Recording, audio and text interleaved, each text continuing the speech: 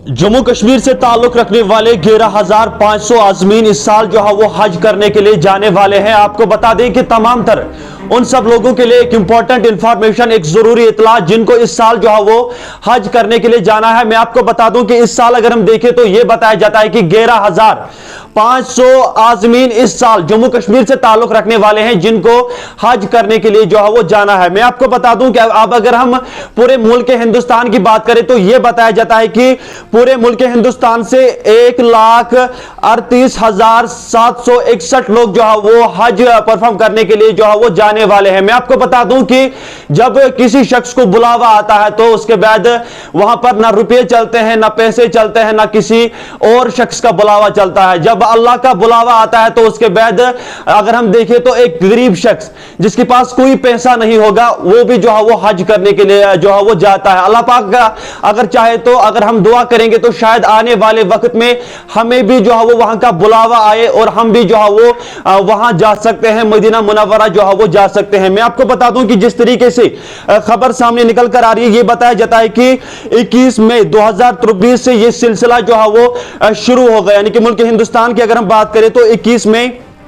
2023 से यह सिलसिला जो है वो शुरू होगा और उसके बाद अगर हम देखें तो जो आखिरी फ्लाइट है यानी कि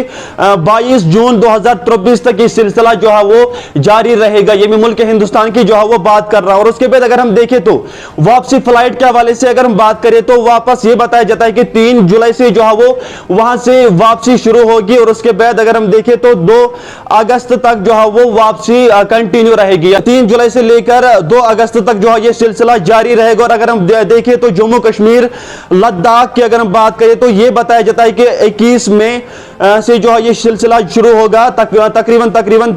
6 जून तक जो है ये सिलसिला जारी रहेगा। और इसके बाद अगर हम देखें तो यह बताया जाता है कि जम्मू कश्मीर लद्दाख के जितने भी आज़मीन है जिनको हज करने के लिए जाना है उनकी वापसी जो है वो 3 जुलाई से